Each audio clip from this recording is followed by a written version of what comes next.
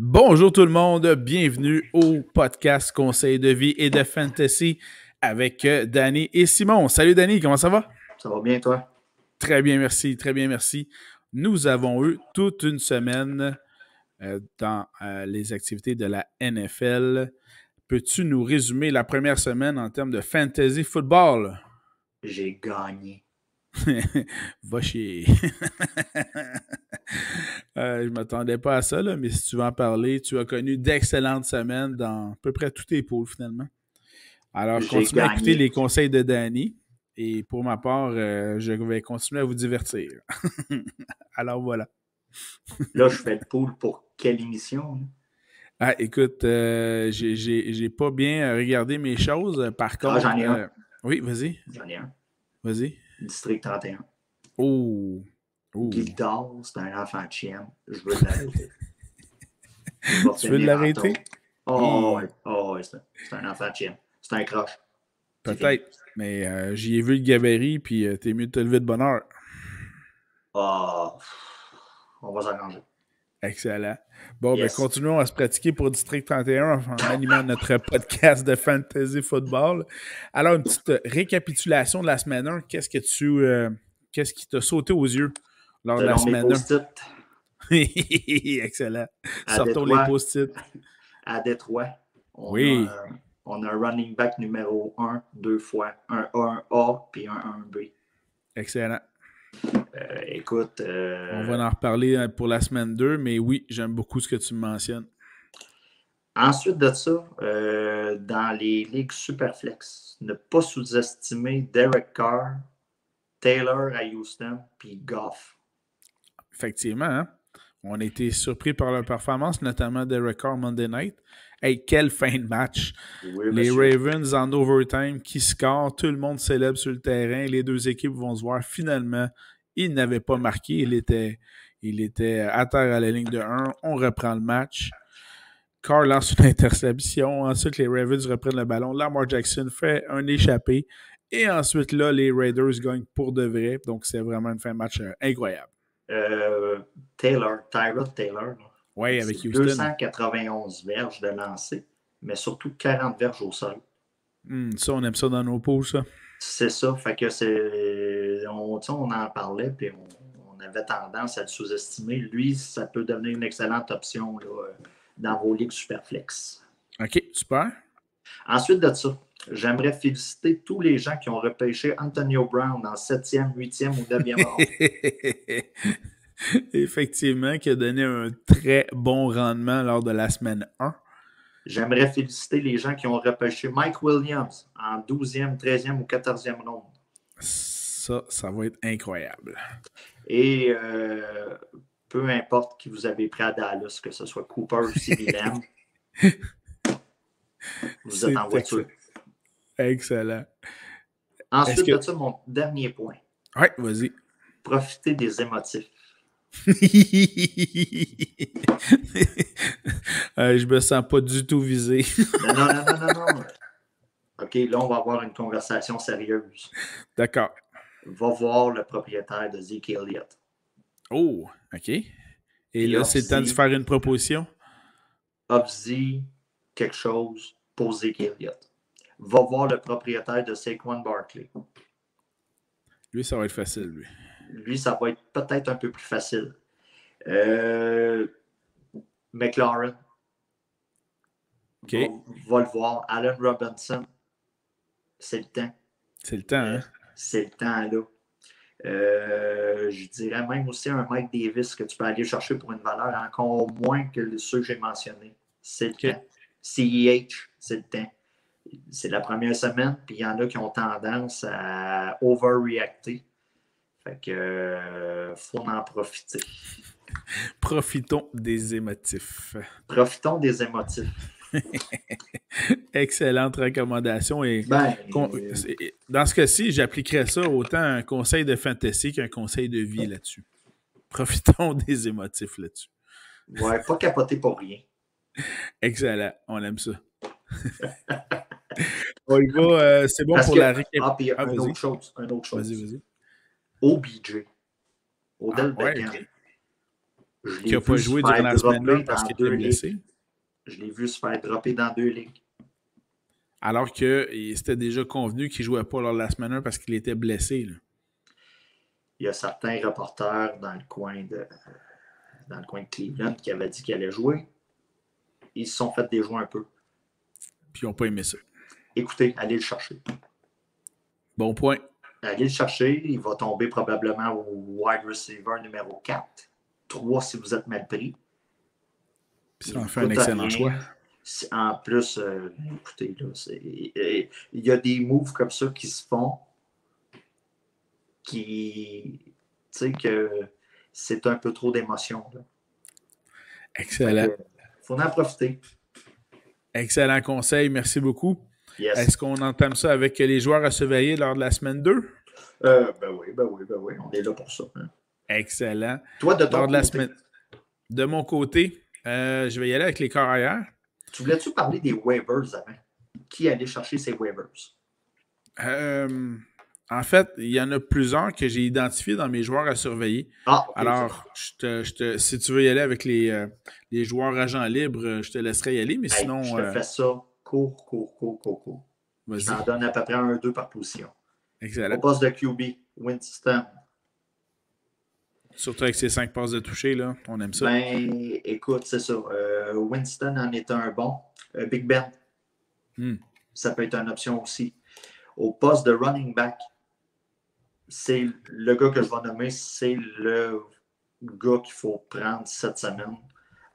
Elijah Mitchell. Oui, ça fait partie. Elijah Mitchell.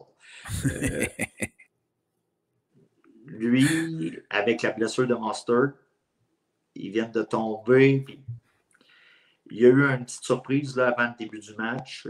Sermon, ils l'ont carrément pas habillé. Puis le coach Shanahan a semblé exprimer un certain. Il a fait des plaintes un peu sur le joueur en disant qu'il était, qu'il s'était fait dépasser dans des charts et tout ça. Et Mitchell a profité vraiment de l'occasion qu'il avait. Puis c'est ça qui fait que c'est mon numéro 1.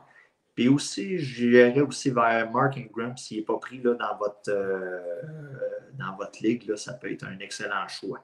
On a vu qu'il a connu une excellente performance avec Houston lors de la semaine 1. Ensuite de ça, pour les wide receivers, j'irais avec Sterling Shepard.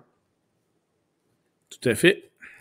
Et s'il est drafté, ça me surprendrait qu'il soit drafté dans une ligue à 10, là, à 10 équipes, Christian Kirk. Okay. Quel attrapé avec Arizona, là, le dos au ballon, dos au jeu, puis la Willie Mays, il regarde le ballon tomber dans ses mains, c'était vraiment incroyable. Ensuite de ça, au poste de tight end, Cole Kmet de Chicago. Puis s'il n'est pas pris dans votre ligue, Schultz à Dallas, qui peut être une... Dak, il va lancer le ballon cette année, là. Ouais.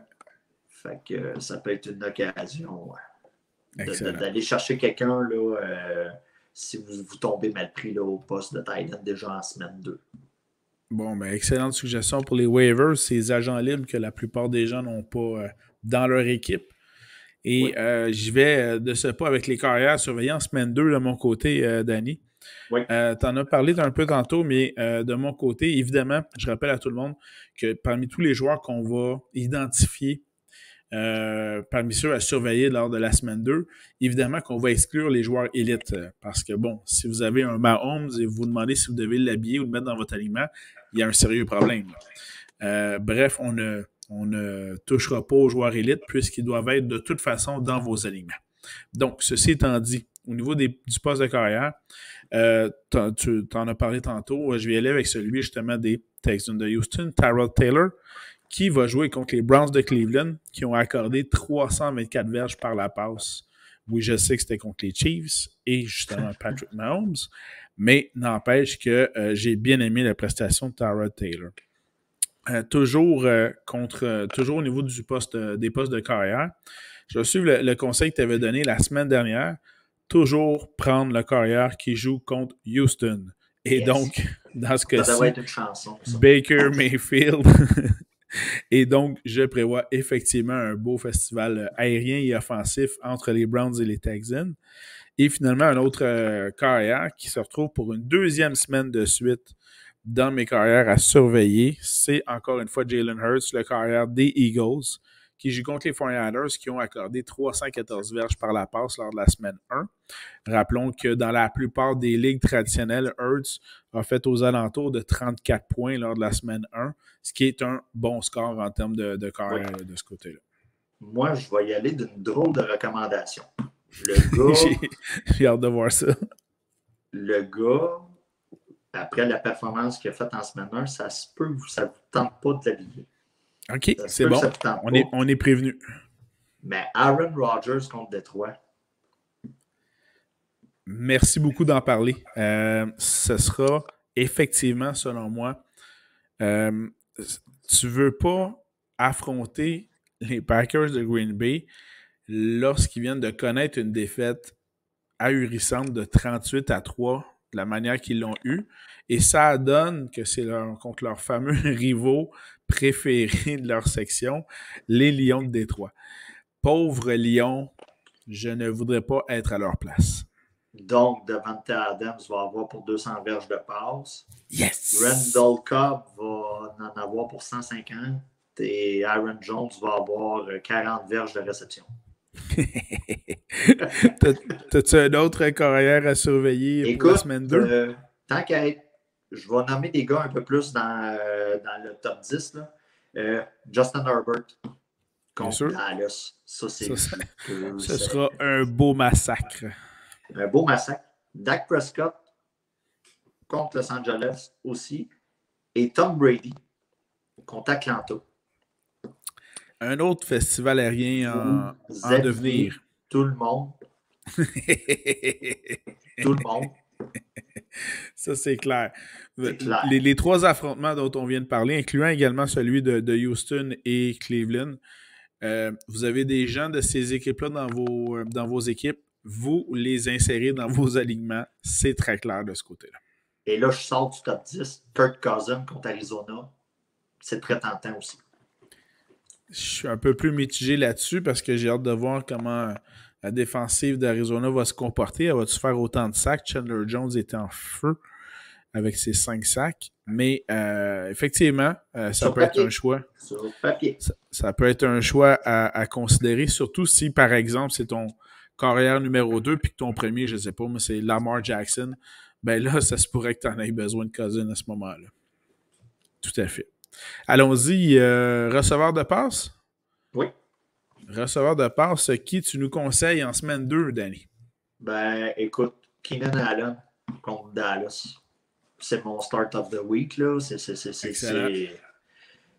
un gars que je possède et que je vais être très content de voir jouer. Puis, OK, là, on va sortir. Ben, écoute, Davante Adams contre Détroit, on en a parlé indirectement. Tyler Lockett. Ouais. Quelle performance. Juste 4 attrapés, mais 100 verges de toucher. Ouais, c'est ça. Tyler Lockett contre Tennessee qui n'ont absolument rien fait en semaine 1. C'était pitoyable même. C'était pitoyable en offensive, en défensive. Ensuite de ça, écoutez, là, les gars de Tampa Bay, là, que ce soit Godwin, Brown, Evans, vous habillez ça. Gronk, vous l'habillez aussi. Brandon Cooks. Et voilà, Brandon Cooks, autre joueur identifié. Et en cas de blessure au OBJ, qui semble vouloir prolonger, Jarvis Landry contre Houston, ça peut être aussi un excellent choix. Très bon. Au niveau des receveurs de passe, Cooks, je l'avais dans mes joueurs à surveiller. Excellent. Moi, je vais y aller en contrepartie. Mon Start of the Week, mon joueur à surveiller au niveau des receveurs de passe, ben c'est Mike Williams. Toi, tu as pris Keenan Allen. De mon côté, j'ai pris Mike Williams. Premièrement, les deux ont connu un excellent match lors de la semaine 1. Pour ma part, je pense que Keenan Allen va peut-être avoir une double couverture sur lui, ce qui va encore plus libérer Mike Williams, comme ça a été le cas lors de la semaine 1 aussi. Mais les deux demeurent d'excellents choix. Je vais également vous proposer, si vous êtes rendu toujours à votre 3e, 4e wide receiver, Shepard avec les Giants. Ouais. Ça joue contre Washington, qui a une bonne défensive, mais qui a quand même donné 334 verges par la passe. C'est beaucoup. Et je vais rester avec Devonta Smith, toujours très intéressant. Et j'ajoute au receveur de passe, finalement, Agholor avec les Pats, qui joue contre les Jets. Donc, ce sera peut-être une première victoire pour Mac Jones et les Pats. À ce moment-là, on verra bien. Mais donc, ça fait le tour pour mes receveurs de passe de ce côté-là. Question. Vas-y. Qui t'habille à San Francisco? Le match-up, il est là. Oui. Comme carrière, receveur de passe. Wide receiver. Évidemment, tout le monde se pitcherait sur Deebo Samuel, qui est effectivement un très bon choix. Par contre, Brandon Ayuk va éventuellement sortir de sa torpeur, mais c'était pas un mauvais match non plus. Bref, je vais quand même y aller avec la saveur de la semaine avec Samuel. De ce côté. Quand on parlait des motifs tantôt, là, Brandon Ayuk. Un joueur à surveiller, hein? C'est un joueur à surveiller, puis on dirait que le coach a voulu faire passer des messages.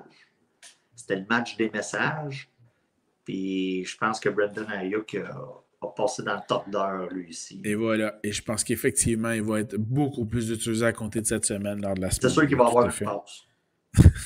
Au moins une, ça c'est sûr. Au moins une. On poursuit maintenant avec les porteurs de ballon à surveiller. Qui, de ton côté, as-tu à surveiller cette semaine au niveau des running backs, les porteurs de ballon? Nick Chubb, OK. qui est top 10. Najee Harris, ça rentre top 10. Ben, il n'a pas joué comme un top 10 en semaine 1, et c'est là où j'aimerais rassurer tous les propriétaires de Najee Harris, dont je fais partie. Et il fallait bien une partie pour j'allais dire le relancer, mais il n'avait jamais joué dans la Ligue nationale. Ben non, on l'a réchauffé. Ben voilà, s'il fallait bien une partie pour le lancer sa carrière, c'est celle qui s'en vient en semaine 2. Il joue contre la pire défensive contre le jeu au sol, les Raiders de Vegas, qui ont donné 189 verges au sol dans le Monday Night. Donc, c'est vraiment, si vous avez Najee Harris, vous l'habillez avec extrême confiance pour la semaine 2. Excuse-moi, poursuis, mon cher. Melvin Gordon. Ah, Melvin. Oui, contre Jacksonville. Ouais. Et Jacksonville, c'est une poubelle en feu. Ben, Gordon a récolté au-dessus de 100 verges au sol. Et là, je joue contre Jacksonville qui en a accordé 160. Donc, effectivement, un excellent match-up. Melvin Gordon. Toi, si tu veux y aller de ton côté, j'aime bien, ensuite de ça, j'aime beaucoup DeAndre Swift et Jamal Williams. Et, je prends 2 secondes puisque tu en parles, là, le monstre à 2 têtes, là, DeAndre Swift et Jamal Williams, les 2 porteurs de ballon des Lions, habillez-les les 2 avec confiance. Ça joue contre Green Bay, qui a été la 3e pire défensive contre le jeu au sol lors de la semaine 1, au-dessus de 170 verges accordées au sol. Les 2, allez-y avec confiance. Donc, tu as identifié vraiment les meilleurs affrontements, selon moi, en termes de porteurs de ballon, mais il y en a au moins 2 autres sur lesquels j'attire votre attention. Elijah Mitchell, tu en as parlé en ouverture dans les waivers, dans les joueurs à surveiller. Donc, effectivement, là, ça joue contre les Eagles qui ont donné 124 verges au sol. Ça vaut donc la peine. Et je suis peut-être un émotif, mais je vais avoir tendance à prioriser Tony Pollard avec les Cowboys contre les Chargers qui ont donné 126 verges au sol. Oui, Zig devrait rebondir, mais j'aime beaucoup ce que j'ai vu de la part de Pollard qui Habituellement, Pollard prenait plus les jeux, les jeux à l'extérieur, puis Zeki les jeux au centre. Alors que là, on a vu Pollard au milieu, au centre, foncer tête basse, récolter des verges intéressantes. Donc, bref, Pollard était un autre de mes suggestions et donc porte-ballon à surveiller en semaine 2. Mettez le flex. Oui, effectivement. Au mieux, flex. Mettez-moi pas ça à RB2. C'est pas votre porteur de ballon numéro 1, ça c'est clair. Mettez vos élites, vos studs, vos meilleurs. Mais si vous avez besoin d'un flex, donc ça peut être un joueur à surveiller. Mais honnêtement, tu amènes un bon point avec Tony Pollard parce que depuis au moins un an, je trouve qu'il performe mieux que Zeke. Il est plus explosif. Et voilà. Il se passe plus de quoi sur le terrain quand c'est lui. Puis dans le premier match, c'était le cas aussi. Là. Fait que... Oui, parce que peu importe que Zeke courait où, essayait d'attraper les passes, c'était laborieux de toutes les façons, alors que pour Pollard, c'était fluide. Il y avait des gains intéressants. Donc, oui, effectivement, à surveiller de ce côté-là.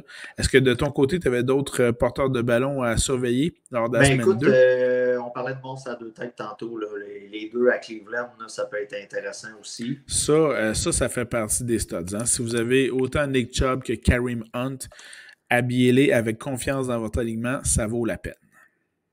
Hunt, ça vaut la peine de le mettre comme flex. RB2, un running back 2. Mais running back 1, vous êtes mal pris. Là. Toi, je sais pas ce que tu as à rajouter là-dessus. Là, mais non, porteur de ballon, ça fait le tour de mon côté. On y va maintenant avec les alliés rapprochés à surveiller lors de la semaine 2. Moi, j'en ai plusieurs. Je ne sais pas pour toi, là, mais j'en ai beaucoup. Ben, écoute, je t'en nomme rapidement. Jonnu Smith, Gronk, Kyle Pitts, le fameux Kyle Pitts, puis Noah Fant. Oui, exactement. Tout à fait. J'aime bien ça parce que tu nommes deux de mes alliés rapprochés dans mon équipe. J'aime beaucoup ça. C'est de la musique à mes oreilles. Mais je parle entre autres de Kyle Pitts, dont je porte fièrement le chandail actuellement. Merci.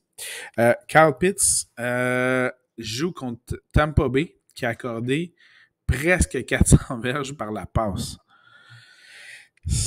On en parlait tantôt, là, c'est un des festivals offensifs qu'on prévoit pour la semaine 2. Donc, Pitts, habillez-le avec confiance. Ce qui est...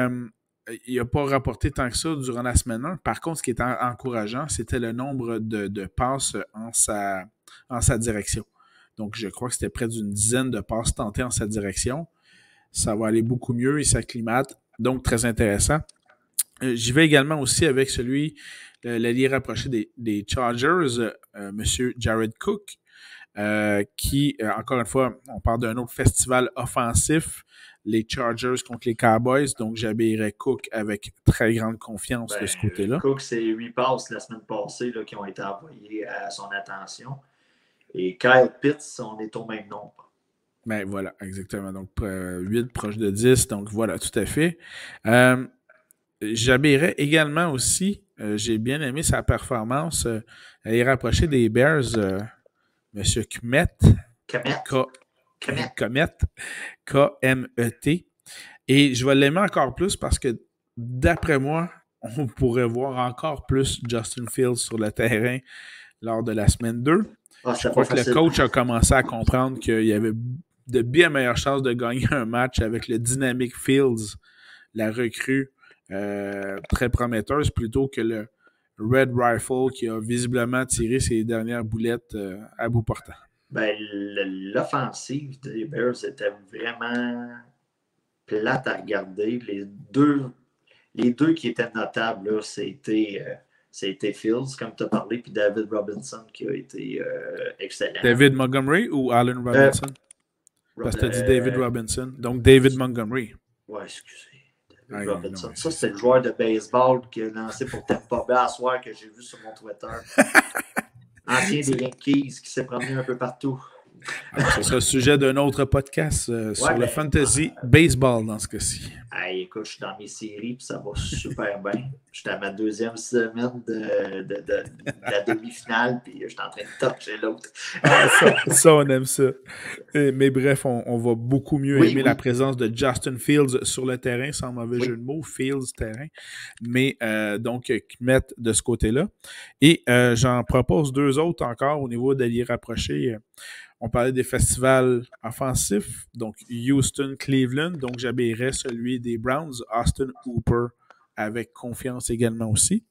Et finalement, puisqu'il affronte les Giants de New York, et même si c'est un changement au poste de corps avec Taylor Heinicke qui s'en vient pour Washington, j'habillerais évidemment avec très grande confiance Logan Thomas, qui a très bien fait également durant la semaine 1. 12 points. Voilà, on aime ça comme allié rapproché. Écoutez, vite comme ça, là, Darren Waller, 19 passes à son attention. On parle là, c'est le troisième dans l'histoire, là, à égalité avec d'autres joueurs, mais en avant de lui, tu as un certain Tony Gonzalez, puis un Jason Witten. Quand même. C'est quand même, écoutez, là, si vous l'avez, habillé-le, même si le match-up est plus ou moins attrayant là, contre Pittsburgh. Là. Exactement. En double couverture, en triple couverture, le ballon s'en allait vers lui pareil. Puis, bien souvent, il est en mesure de mettre ses mains sur le ballon en plus. Oui, c'est ça. C'est ça qui est quand même incroyable. Écoute, je pense qu'on a vraiment fait le tour de la pour les alliés rapprochés. Où il n'y a pas trop de choix qui est Thailand. Voilà. Ben, allons-y avec des botteurs à surveiller. On a de l'amour au kicker. On a de l'amour pour des botteurs. Semaine 2. Tu y vas? Où j'y vais? Écoute, je peux commencer. Ryan Succop de Tampa Bay contre Atlanta. Ouais. Comme on le disait, ce qui fonctionne pour nos joueurs de position fonctionne aussi pour nos kickers. Donc, si vous voyez un festival offensif, vous entrevoyez un gros match productif, habillé également vos kickers. Même si c'est énormément touché, ça fait des points aussi. Un kicker qui est probablement sur les waivers, si vous êtes mal pris. Vous aviez là, celui des Panthers là, qui a été qui a été relâché. Qui a été relâché aujourd'hui. Pour on ne sait quelle raison. Oui. Dustin Hopkins de Washington contre les Giants de New York. Avec le changement au poste de corps, je ne m'attends pas à beaucoup de toucher. Mais je m'attends beaucoup à de longs bottés. Donc, ça peut être un gars qui est très payant. Là. Vous pouvez espérer peut-être le 10, 11, 12 points avec lui. Là. Très bon. Robbie Gould contre Philadelphie. Young Hoku, mon préféré d'Atlanta contre Tampa Bay. Matt Prater de Arizona contre Minnesota. Voilà. Ça peut être intéressant aussi, là, côté kicker. Et de ton côté? J'avais identifié Robbie Gould des 49ers, effectivement. Même s'il n'a pas connu son meilleur match lors de la semaine 1 en ouverture de la saison, je recommande quand même Greg Zuerlein, Legatron des Cowboys. Il a laissé 7 points sur le banc, c'est le cas de le dire, lors du premier match. Je ne l'avais pas appelé, c'est pas grave. Quoique, oui, il y a ça. Mais c'est évidemment, son coach ne l'a pas mis dans la meilleure position en lui faisant tenter un botté de placement de 60 verges alors qu'il y a déjà de la misère dans le match. Là. C'est un peu un cheap shot de la part du coach, mais bon, ça c'est une autre chose. Et là, les Cowboys affrontent les Chargers, festival offensif, j'habille donc. C'est pas un cheap shot, c'est de la confiance aveugle. Oui, oui, c'est tout à fait. Bon point. Et finalement, je recommande également aussi Chris Boswell des Steelers qui va donc affronter les Raiders de Vegas. Et on l'a vu au Monday Night, ça peut être un petit festival offensif intéressant. Oui. Alors, je trouve qu'on a donné assez d'amour aux batteurs. On va se diriger maintenant vers les défensives à surveiller, car il faut bien en parler un peu. Oui. Alors, défensive à surveiller pour la semaine 2, tu nous proposes quelle équipe? Washington contre New York. Tout à fait. Tout à fait. C'était identifié dans mes défensives également de mon côté. Donc, Washington contre l'attaque de Daniel Jones qui a de la misère à partir, ça. Et vous prenez le match-up et vous l'inversez. Comme ça. Zou, zou. Et les Giants contre Washington. Washington, Fitzmagic, il n'est pas là. Alors, simplement, toi, à cause du changement de corps, tu serais en mesure de recommander de prendre les Giants. Heineken, je suis pas un believer. Non, ben, je trouve que ça rend le match-up attrayant. Ouais, tout à fait, ça c'est clair. Mais on s'entend pour dire que je ne crois pas que ce match-là va finir 56-48. Là. Non, c'est ça. Fait qu'il risque d'avoir quelques sacs. Il risque d'avoir peut-être un pick 6. Il peut y avoir plein de choses qui vont rendre ça intéressant. Un autre départ que j'ai, c'est celui des 49ers contre Philadelphie. Oui, mais dans ce cas-ci, tu prends quelle défensive? Puisqu'on a vu que celle des Eagles avait été fort dominante en semaine 1. Là. Ben, j'essaierais quand même celle des 49ers. OK. Mais encore là, on pourrait l'inverser. Aussi. C'est ma caméra. Excellent. Ben, de mon côté, j'aurais tendance notamment à suggérer d'utiliser la défensive des Saints qui vont affronter les Panthers à Caroline, qui, on a pu le voir en semaine 1, ont gagné leur match, mais c'était pas une grosse performance offensive.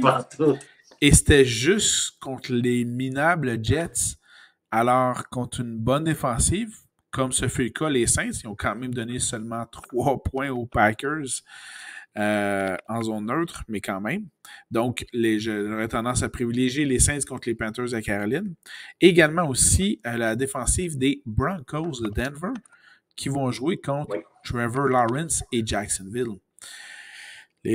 Habituellement, les coordonnateurs défensifs adorent affronter des corps arrière recrues pour bien les mélanger dans les différents schémas de couverture. Donc, je pense que ça va être un autre avantage que les Broncos pourront utiliser en termes de défensive. Oui, très d'accord. Très. Oh non, Jacksonville. Il a quand même réussi quelques passes de toucher de Trevor Lawrence, mais on s'entend que la ligne mériterait d'être bonifiée. T'sais, au lieu de repêcher un running back en ronde 1, il aurait pu repêcher un joueur de ligne offensive. Ouais, mais les gars, ça donnait bien. Oui, voilà, exactement. Et puis bon, évidemment, d'acquérir des ressorts de passe un peu plus performants, ça leur ferait pas tort non plus aussi. Et voilà. Alors voilà, ça fait le tour, je crois, de nos défensives à surveiller déjà. Hein? Le temps passe vite. Seigneur, on t'a déboulé ça. Alors, c'était justement les joueurs. Habillez vos stades. S'il vous plaît, s'il vous plaît. Tu sais, on a parlé de Noah Fent, mais si t'as Kelsey, les Kelsey. Tout à fait. On voit des questions des fois là, sur Twitter. Oui, ça c'est clair. Si tu permets, Danny, j'aimerais terminer notre édition d'aujourd'hui. Un petit conseil de vie. J'aimerais mettre en garde plusieurs des boys qui peuvent nous écouter. C'est la saison de football qui est débutée, mais je les mets en garde contre une autre saison qui vient de débuter aussi. C'est la fameuse saison des pommes. Faites-vous pas avoir, là. Ne vous faites pas avoir, là. C'est dimanche, il fait beau. Oui, ça peut être tentant d'accepter l'offre familiale d'aller aux pommes, mais un mal de ventre inopportun peut toujours survenir. Et comme ça, la meilleure solution pour bien vous reposer de ce mal de ventre-là est d'aller vous étendre sur le divan vers 13h le dimanche. Il faut faire attention à ces opportunités-là. Faut toujours avoir un plan B là, dans ce cas-ci. Ça, c'est mon petit conseil là-dessus. Là. Il n'y a aucun gars qui accepte d'aller aux pommes. Ça lui est imposé. Voilà, tout à fait. Merde, les pommes. C'est vrai, on est rendu là. On est rendu là. C'est la période des pommes. mais Oh, qui man. conjugue avec la période du football. Donc, évidemment, c'est deux choses qui ne vont pas de pair, puisque la plupart des sorties aux pommes tombent le dimanche aussi. Donc voilà, j'aimerais mettre en garde la plupart des gars qui écoutent. Faites bien attention. Euh, faut toujours savoir prioriser les bonnes choses dans la vie. Et donc, ayez toujours un plan B si jamais vous avez une proposition familiale en ce sens. En général, l'autocueillette, c'est de la merde, on peut-tu le dire? Hein? Ça ressemble à ça. Peu importe le style de fruit, là. Des pommes, des fraises, des bleuets. Ah, man. Ah, puis tant que, tu sais, là, on est dans la saison d'automne, là. Ouais. Les bonnes femmes puis les enregistreurs numériques, là, ils crisent des émissions là-dessus, man. Tu sais, l'envers. Seigneur, là, ça part toutes ces hosties de marde-là. Calvaire. Mis à part Je suis District même plus capable de 31. trouver mes émissions. Il y a trop d'émissions par soir. Mais pourtant, tu as Tu sais, juste là, je enregistré faisais. tous les matchs de football, puis il n'y aura plus de place pour enregistrer d'autres choses. Ça va être correct. Ah, écoute, là, ma blonde, moi, elle est en train de remplir ça, man. C'est l'enfer. Excellent. Tu sais, là, le Ben, district là, que je parlais tantôt, là, ben oui. c'est bien correct. Là, c'est une petite émission de 30 minutes. Mais tu sais, l'émission d'une heure, là, pas écoutable, là, ça te prend de la place. Pour rien. Alors que ça aurait Pour pu être rien. la place dévolue pour du football. Donc, c'est Ouais, effectivement. puis ça, l'émission, elle l'enregistre, puis elle dit quand je vais avoir le temps. Puis là, tu arrives le soir, elle écoute du Netflix. Chris lâche Netflix, puis avance l'enregistreur, des fils. Mais non, elle écoute son émission sur Netflix. Excellent. Alors, Hey, j'espère que tout le monde. parlant de Netflix, on est dans un conseil de vie, là. Ouais. Soyez pas comme Tokyo dans Casa del Papel. Si votre blonde est comme Tokyo, vous êtes fichu. Là, on veut pas que tu donnes de trop gros indices sur le début de la saison. Non. Je te dis juste, si ta blonde est comme Tokyo, T'es ta foutu. blonde, t'es dans le mal, tu l'en veux, t'es dans le mal. Elle a cassure au début. Bon, mais elle, tu l'envoies-tu aux pommes ou. Qu'est-ce que tu veux dire par envoyer aux pommes? Elle va étirer les pommes, elle, ça goûte. Ouais, elle prend l'échelle et elle veut t'assommer avec, je pense. Bon, ben sur ce, un grand merci, Danny. Hey, tant qu'à être, conseil de vie. Ouais. Narcos 3 Mexique. La bande-annonce est sortie. Oh, OK. Il y a encore des gens qui vont mourir. C'est surprenant. C'est très surprenant. Je suis tombé là-dessus aujourd'hui, ça a comme égayé ma journée.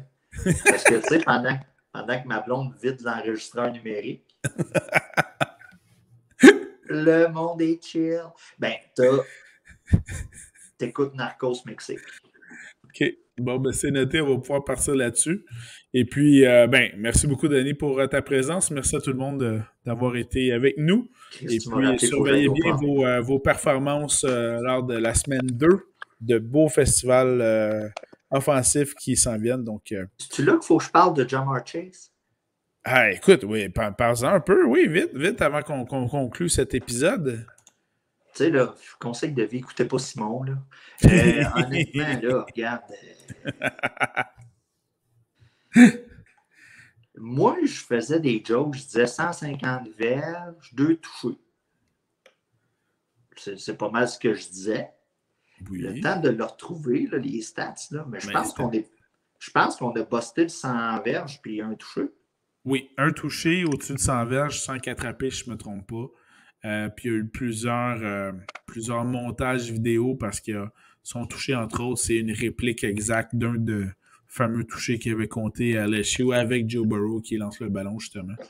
Donc, vraiment, là-dessus, par contre, ce n'était qu'un match. Et deuxièmement, il y a d'autres receveurs de passes de qualité avec les Bengals, qu'on pense à Higgins, qu'on pense à Boyd. Donc, Chase, selon moi, ne pourra pas répéter ce type de statistiques-là à toutes les parties. Ben, écoute, on discute. Voilà. On discute, mais c'est 21 points en première semaine. Mike Williams, c'est 22,2. Puis Devonta Smith, qu'on parlait tantôt, Ouais. c'était 19. Fait que... Ben, écoute, prenez-le, Jamar Chase, allez-y. Plein de savon! Il attrapera pas de COVID! C'est de la Bon, là-dessus, nous mettons fin à l'enregistrement. Et nous remercions beaucoup Danny pour ses excellents conseils. Je drafterai jamais Pitts. Maintenant, j'ai son chandail. Ok, oui! Hey, bonne soirée, Danny. Salut tout le monde. Bye tout le monde. Salut, À merci. bientôt. Au revoir. Au revoir.